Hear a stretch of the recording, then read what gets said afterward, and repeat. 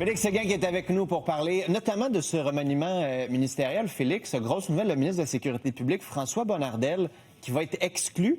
Et c'est intéressant parce qu'il y a un aspect sécurité publique. J'avais hâte de t'entendre comment le milieu réagit à la démotion de François Bonnardel. Très mal, Philippe Vincent. Depuis ce matin, très tôt, j'ai reçu une vingtaine de messages textes ou d'appels qui nous parlaient du fait que François Bonnardel est écarté maintenant du Conseil des ministres. Alors, de facto, il ne sera plus ministre de la Sécurité publique.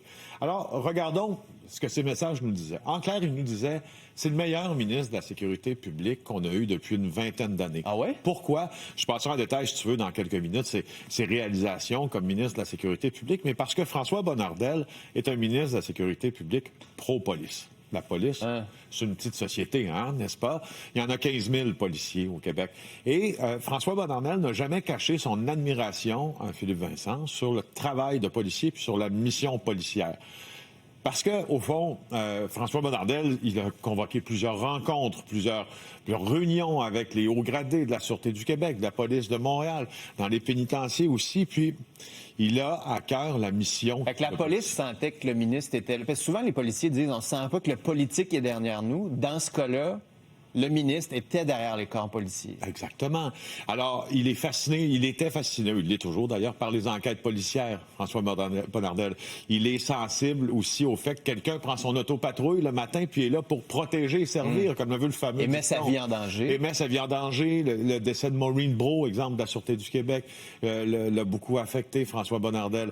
Et les réalisations qu'on a appréciées du ministre de la Sécurité, ou que les policiers ont appréciées du ministre de la Sécurité publique, si vous voulez, on peut les passer en revue. On vous les a préparés, là. Alors quoi?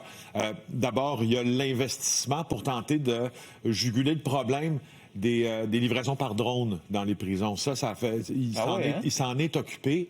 Évidemment, c'est pas lui qui va arrêter les livraisons par drone dans les prisons, les livraisons de portables, les livraisons de drogue. Mais par contre... Les gardiens de prison vont peut-être dire... On nous a oubliés là-dedans. C'est ça, mais ils sont en égo.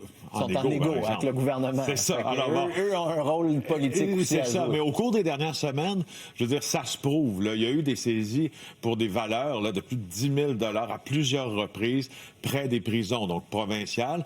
Il s'est beaucoup occupé aussi avec son homologue fédéral de tenter d'avoir justement ces systèmes non pas de balayeurs d'ondes, mais de brouilleurs d'ondes pour éviter les livraisons par drone. Alors, il y a ça. Il y a la réforme sur la modernisation du travail policier. Par contre, aussi, il faut dire qu'à la police de Québec, il n'y a pas eu que des amis parce que dans le dossier Dave Turmel, il s'est fait tirer l'oreille, rappelle-toi, pour le financement d'escouades qui était pour mater les violences urbaines. Souvent... Alors ça, il n'a jamais dit oui. Tout ce qu'il a proposé, c'est un prêt d'effectifs. Mais bref, son passage a été remarqué.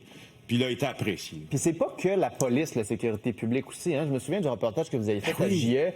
C'est plus large, là. Tu sais, quand il y a des inondations, quand il y a des problèmes, c'est la sécurité publique qui intervient. C'est ça. En fait, c'est tout le domaine d'urgence parce que au gouvernement, on se tourne vers qui quand on est malade? Le ministre de la Santé, n'est-ce pas? Qui a un budget autrement plus élevé que le ministre de la Sécurité publique, qui lui a près d'1 milliard, je pense. Mais quand même. Alors, c'est ça, là, vous le voyez, c'est quand on a tourné un mini-documentaire avec François Bonnardel, lorsqu'il a géré de manière, disaient tous les commentateurs, exemplaires, et puis même les maires et mairesses des municipalités, les feux de forêt immenses il y a 2 ans au Québec. Quand il entrait dans une pièce, François Bonnardel, il happait tout l'air de cette pièce-là. C'était une star pour le monde de l'urgence. Là. Puis on me raconte là, quand il se déplaçait à la Sûreté du Québec, à Nicolet, au Bureau des enquêtes indépendantes, il se déplaçait beaucoup, François Bonnardel. C'était une star quand il arrivait. Parce que les gens l'aimaient, parce qu'il a de l'entre-gens, parce que, etc. Vous l'avez vu avec les maires et mairesses, même chose, même genre de... Mais d'où la surprise dont tu nous parles d'abord. C'est ça. Puis en même temps, c'est une chronique.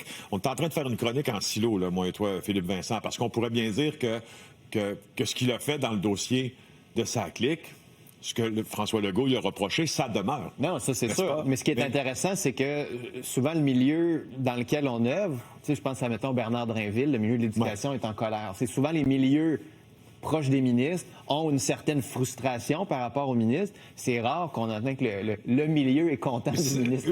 Exactement. Alors, c'est ça. C'est presque un sans-faille. Là. Tout le monde accorde son violon aujourd'hui pour dire que François Bonnardel a été un des meilleurs ministres de la Sécurité publique. Je voulais t'entendre sur cette autre histoire-là de saisie de police. Il y a de police qui interviennent dans un concessionnaire de voitures. On trouve de la drogue dans des voitures neuves. Et là, prends un pas de recul. Plusieurs autres concessionnaires ont le même problème. Qu'est-ce qui se passe? Ben là, ça commence au Saguenay-Lac-Saint-Jean hier, on s'en rappelle. Alors, on trouve dans 2 véhicules neufs des drogues. Puis là, oups, ça déboule. Le Québec aujourd'hui. Puis là, on se rend compte que ce sont tous des véhicules de marque Ford. Okay. Ils venaient tous du Mexique. Ils ont tous passé par une gare de triage à Charny. À Charny, celle du Canadien national, du CN, à Charny.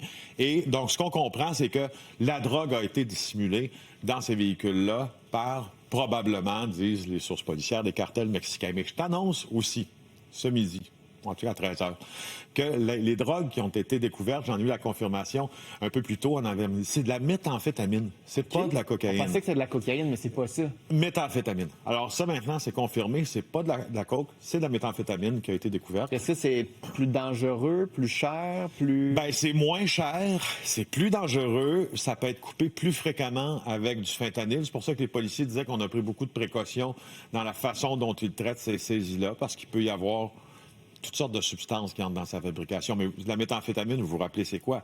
Breaking Bad. Le meth, là. Hein? Le cristal meth, là. C'est ça, donc le cristal meth. Et ça, ce qui est intéressant, rappelle-toi, Philippe Vincent, on s'était rendu au Mexique il y a, en décembre dernier, ouais. documenté, on tenait pour une deuxième fois documenter la question des cartels mexicains, ils font quoi et tout ça. On le sait un peu, ils vendent de la drogue, mais il nous parlait, ce membre du cartel de Sinaloa où nous étions, la façon dont il avait dissimulé, parce que c'était lui qui était en charge de la logistique des transports.